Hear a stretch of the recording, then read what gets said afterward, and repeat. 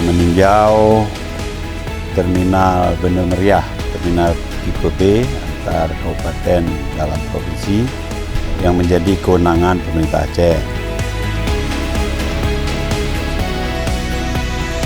Terus jualan apa nih?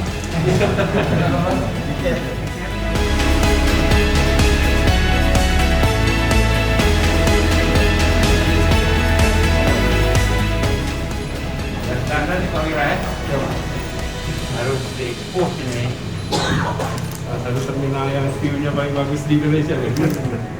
Kita sudah melakukan pembenahan dan ini menurut saya salah satu contoh berhasilnya program BEREH yang dijalankan oleh pemerintah Aceh.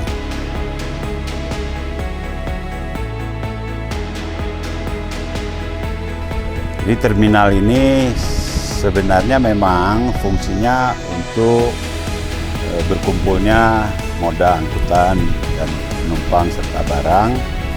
Tapi di samping itu terminal juga bisa kita jadikan ikon sebuah kabupaten.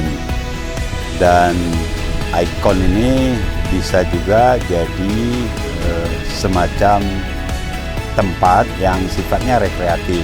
Jadi masyarakat sore-sore kenapa tidak duduk di terminal, dan terminal itu kita harus hilangkan kesan kumuh, kemudian ada premanisme dan lain-lain.